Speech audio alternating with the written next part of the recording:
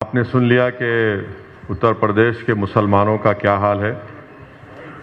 मैं उन तमाम डेटा को दोहराना नहीं चाहता हूं, मगर एक दो बातें शायद आमिर भाई थोड़ा बोलने से जल्दबाजी में शायद मिस हो गई।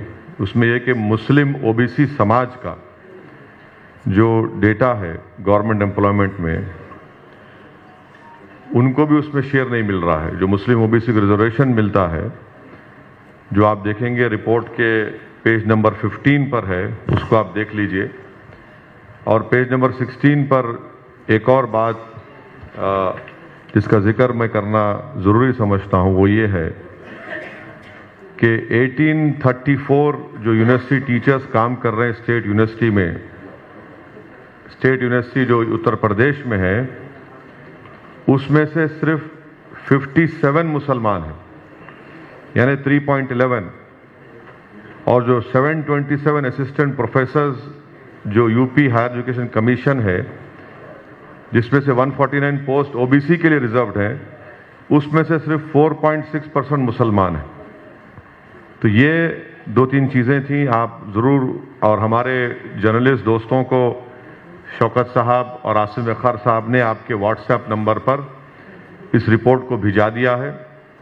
और जो हजरात को ये रिपोर्ट नहीं मिली, जो मोअज़्ज़िज़ हजरात आए हुए हैं, अगर आप अपना नंबर हमारे ज़िम्मेदारों को दे दें तो इंशाल्लाह वो रिपोर्ट आपको व्हाट्सएप पर हम लोग रवाना कर देंगे। और फिर इसको AIMIM के वेबसाइट पर भी हम इस रिपोर्ट को डालेंगे। एक इंटरिम रिपोर्ट है और चैप्टर्स की रिपोर्ट इंशाल्लाह 30 जनवरी को आएगी।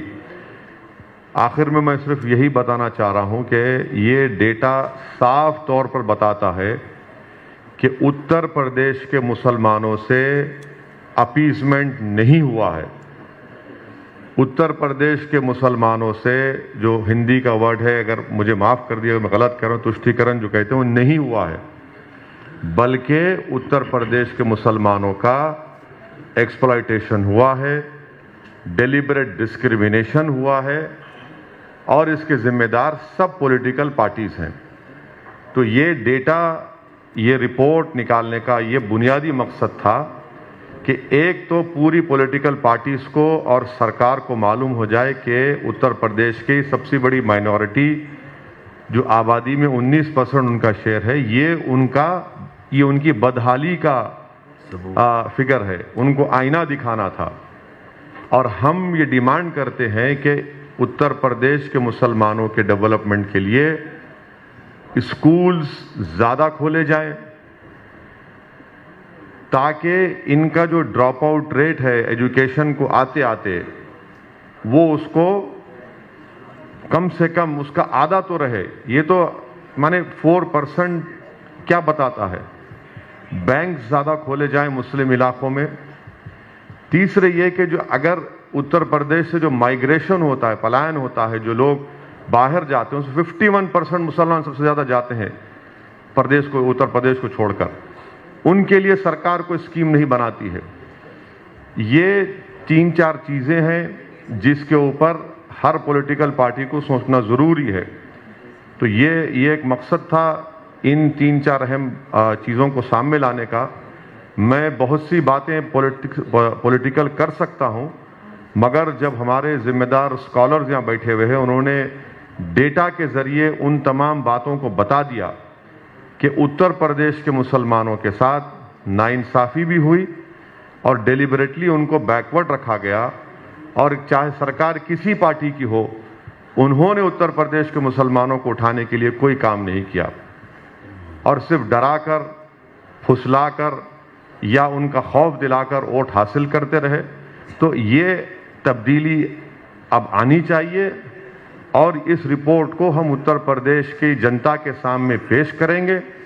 उत्तर प्रदेश के उन सेकुलर जहन रखने वाले लोगों के सामने ये रिपोर्ट जाएगी, उत्तर प्रदेश के मुसलमानों के पास ये रिपोर्ट जाएगी, और वो इस बात का फैसला कर लें कि कौन उनको इस्तेमाल कर रहा है, कौन उत्तर प्रदेश के मुसलमानों को उनका वोट लेकर उनको दबाया जा रहा है, और कौन वोट कटवा भी है। ये डेटा इन तमाम बातों, इन सवालों का जवाब देगा। मुझे इस पर और ज़्यादा बोलने की ज़रूरत नहीं है।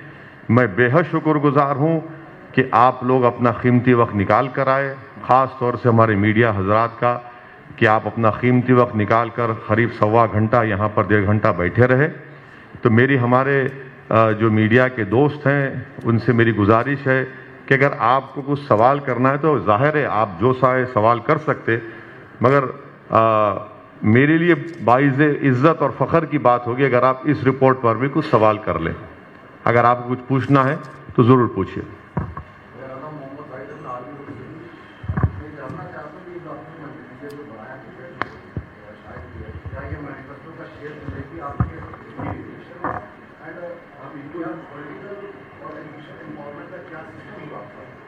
देखिए, ये हम MIM पार्टी कभी इलेक्शन मैनिफेस्टो आज तक नहीं निकाली। हमारा मानना यह है कि इलेक्शन मैनिफेस्टो जो भी पॉलिटिकल पार्टी निकालती है वो जनता को धोखा देने के लिए निकालती है। काम के जरिए से हम काम करते आए हैं। मिसाल के तौर पर बीजेपी ने कहा था कि हम 70 लाख लोगों को नौकरी देंगे, 70 लाख, उनका 2017 का मैनिफेस्टो पढ़िए। और असेंबली में 7 फरवरी 2020 को योगी आदित्यनाथ के एम्प्लॉयमेंट के मिनिस्टर मौर्य साहब कहते हैं कि अनएम्प्लॉयमेंट रजिस्टर पर उत्तर प्रदेश के 33,20,000 लोगों के नाम लिखे हुए हैं। तो ये एक रिपोर्ट है। हम तो ये चाहेंगे कि हर पॉलिटिकल पार्टी इसको पढ़े, हर पॉलिसी मेकर इसको पढ़े, उत्तर प्रदेश के वोटर्स पढ़ें और वो फैसला कर लें कि क्या वाकई में मुसलमानों का तुष्टीकरण हुआ है, क्या वाकई मुसलमानों का अपलिफ्टमेंट हुआ है। नहीं हुआ है अपलिफ्टमेंट, ना अपीजमेंट हुआ है।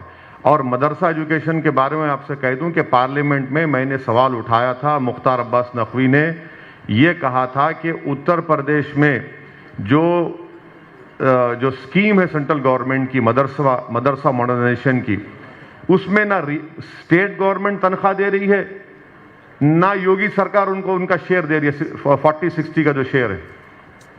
माने पूरे मुल्क में 5 लाख से जायद मदरसा टीचर्स को 2 साल से तनख्वाह नहीं मिली है। और झूठ पे झूठ बोलती है मोदी सरकार के सबका साथ, सबका विकास, विश्वास। पार्लियामेंट के फ्लोर पर मुख्तार नकवी साहब वादा करे कि मैं रिलीज करूंगा पैसों को, जो 2 साल की तनख्वाह के पैसे नहीं दिए, अब तक नहीं दिए गए। तो ये इनकी ही मिसाल है। सर, ये जो आपने डेटा अभी जारी किया है, जो जारी हो रहा है, हाँ, ये चुनावी मुद्दा होगा सर? क्यों नहीं होगा? बिल्कुल होगा, बिल्कुल होगा। क्योंकि ये तो कोई हवाई फायरिंग नहीं है ना, ये तो कोई झूठ नहीं है। और इसको ये तो ये हमारी रिक्वेस्ट पर इन तमाम स्कॉलर्स ने, जो वर्ल्ड रिनाउंड स्कॉलर्स हैं, मैं इनका शुक्रगुजार हूं कि उन्होंने कि मुझ जैसे हकीर की इस रिक्वेस्ट को कबूल किया। मकसद ये है कि जनता को मालूम हो, खास तौर से माइनॉरिटीज को मालूम हो कि कैसे उनको इस्तेमाल किया जा रहा है।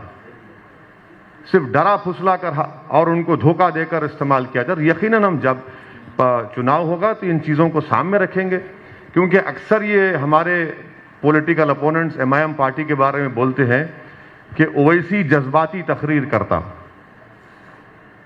अब ये जज्बात क्या है फिर? ये डेटा क्या बोल रहा है? क्या बोल रहा है ये? इसका जवाब है कोई समाजवादी के पार्टी के पास, BSP के पास, BJP के पास? ये तो मैं अपने घर बैठकर नहीं बनाया हूं ना। ये सच्चाई उनको चीखे मार मार कर कह रही है कि उत्तर प्रदेश के मुसलमानों से नाइंसाफी हुआ है।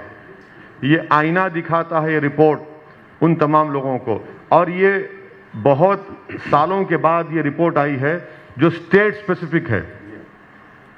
Sachar committee, Kundu committee, Ranganath Mishra commission, वो पूरे मुल्क के लिए थी। ये स्टेट स्पेसिफिक एक रिपोर्ट है ये। सर, चुनावों से पहले, ठीक पहले, हाँ, टाइमिंग पर भी सवाल उठेंगे कि हाँ, बिल्कुल बिल्कुल, क्या सकती थी 2 साल पहले? हाँ, बिल्कुल। टाइमिंग ही असल चीज है पॉलिटिक्स में।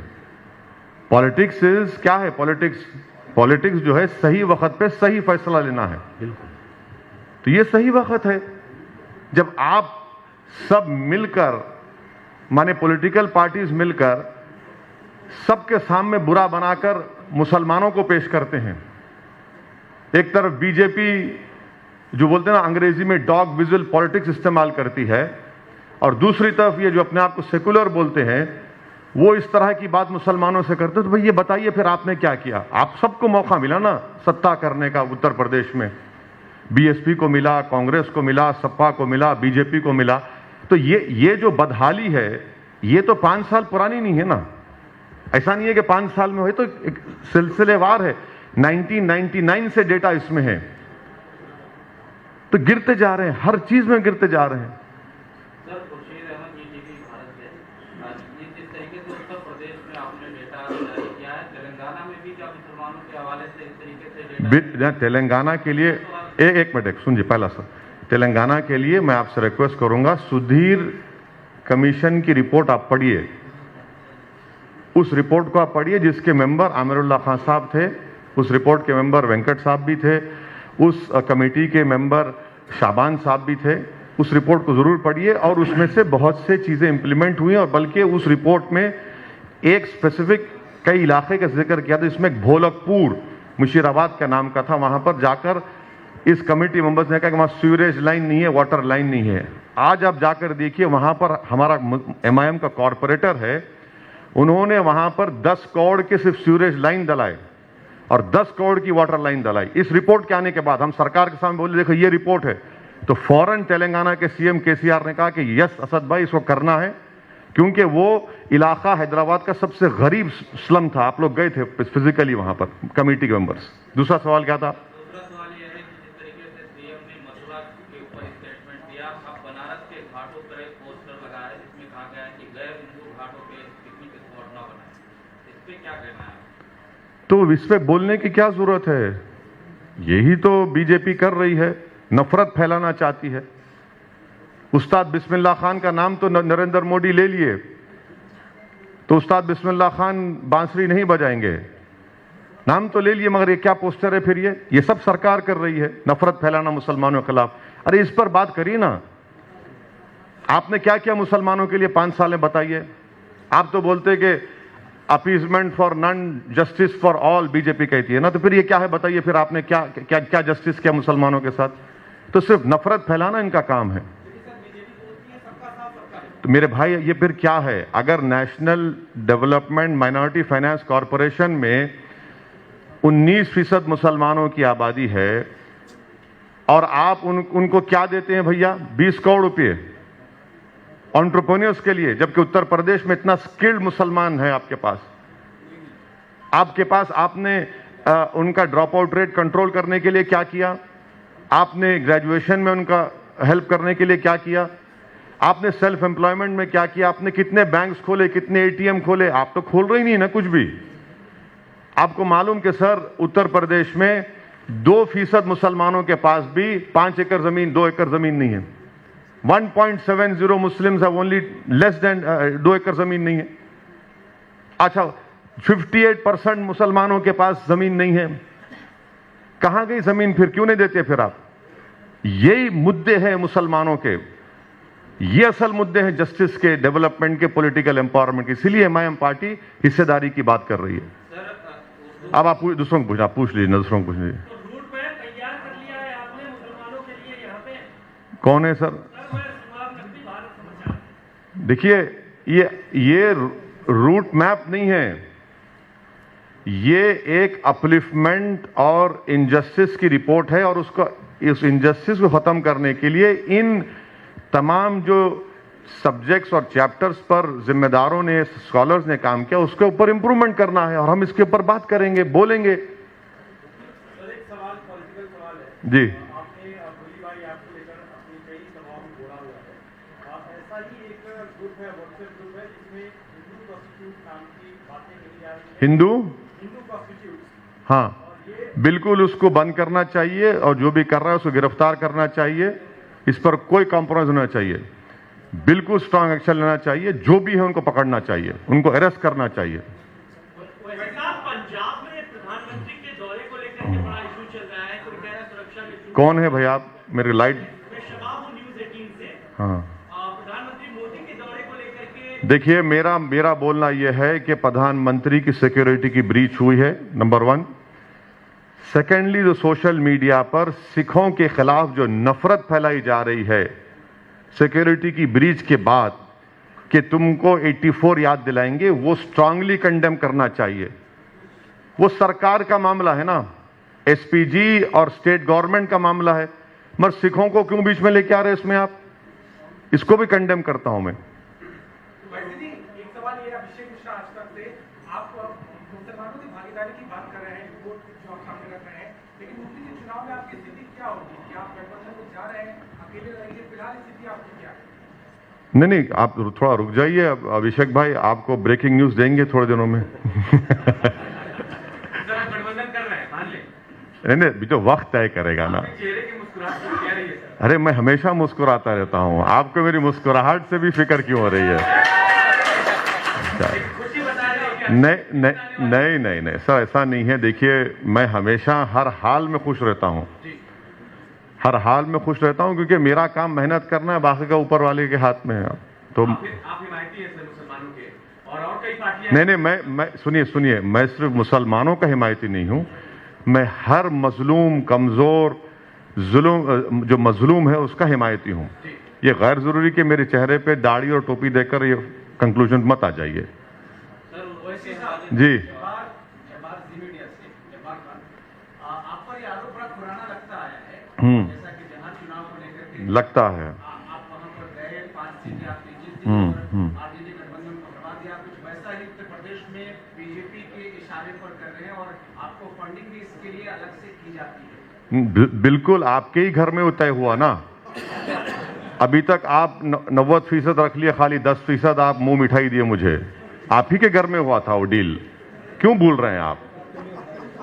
कहाँ है 90%? लाके दीजिए, हमको भी जरूरत है अभी इलेक्शन में। अगर आप मुझे नहीं देना चाहते तो आसिम वखार को दे दीजिए, लखनऊ में रहते हैं, दे दीजिए। 2022 के चुनाव में लगभग सभी पार्टियों ने अपनी रैलियां निरस्त कर दी हैं, आगे आपका क्या है? देखिए, ये अगर प्रशासन इजाजत देता है तो हम करेंगे। आप ये देखिए कि सितंबर में यूनाइटेड किंगडम ने, अमेरिका ने सितंबर 2020 में इन्होंने बूस्टर शॉट का ऑर्डर दे दिया था, और इनको ये मालूम हो गया था कि थर्ड वेव या जो भी ओमाइक्रॉन हो, जो भी आएगा। हमारी सरकार कब ऑर्डर देती है भाई? बायोलॉजिकल ई को 1400 करोड़ हमने कब दिए, पूछिए?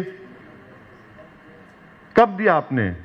आपने दिसंबर में दिया, और 15 जनवरी के बाद ही, जिसको गवर्नमेंट बोल रही प्रिकॉशनरी शॉट बोल रही उसको, वो सिर्फ इमरजेंसी ऑथराइजेशन के लिए होगा, हमारे हेल्थ वर्कर्स पे होगा, और जो 60 साल के ऊपर है, फिर देश की पूरी जनता क्या करेगी? यानी हम खाक हो जाएंगे तुमको खबर होने तक। जो गलती मोदी सरकार ने सेकेंड वेव में से पहले की थी, अब कर दी है गलती हो, वो सबक नहीं हासिल किए सेकेंड वेव के बाद। अब जितना भी जो बायोलॉजिकल ई का एक है, सीरम का एक वैक्सीन है, और आपके कोवैक्सीन का एक नेजल वैक्सीन है, और mRNA का पुणे का है, ये सब कब आएंगे पूछिए बीजेपी वालों से।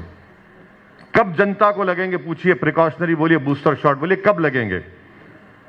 अगर आप वो कर देते तो हम इस थर्ड वेव को थोड़ा बहुत रोक पाते। सर, उर्दू के हवाले से एक सवाल है। यूएनआई न्यूज एजेंसी बड़ी है, उर्दू को नष्ट करती है, मरकजी हुकूमत बड़ा बजट देती थी, वो कम हो गया।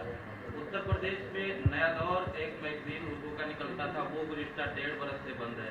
उत्तर प्रदेश में कई उर्दू मीडियम स्कूल हैं जो बंद हो चुके हैं, और उसमें टीचर्स नहीं है। जिस तरीके से कहा जाता है, मेरे भाई, आप ये देखिए, जो बंद हो रहे हैं ना, ये तो 5 साल से चल रहा है ना सिलसिला बंद होने का। तो आपको पूछना चाहिए सवाल अखिलेश यादव को, जिसके ख्वाब में श्री कृष्ण आकर कह दिए कि अब आप बन गए मुख्यमंत्री। इनसे पूछिए कि भाई आपके ख्वाब में ये स्कूल नहीं आते क्या? आपके ख्वाब में उर्दू की डेवलपमेंट नहीं आता है क्या? आपके ख्वाब में सिर्फ मुस्लिम वोट नजर आता है आपको, एक गुलाब जामुन की तरह के खा लो इसको और भूल जाओ। तो यही तो हम कह रहे हैं कि बिल्कुल सही है। उर्दू तो मुसलमानों की जबान नहीं है ना, उर्दू तो भारत की तहजीब का, कॉम्पोजिट कल्चर का एक बुनियादी हिस्सा है। यही उर्दू थी जिसने नारा दिया था इनकलाब जिंदाबाद आज़ादी की लड़ाई में। आपने इसको जोड़ दिया एक मजहब से, बिल्कुल गलत है, इसीलिए नाइंसाफी की जा रही। और कुछ सवाल तो नहीं, चलते हैं सर फिर। थैंक यू सर, बहुत शुक्रिया आप लोगों का, थैंक यू वेरी मच। आप तमाम का जो आए हाजरीन का शुक्रिया बहुत।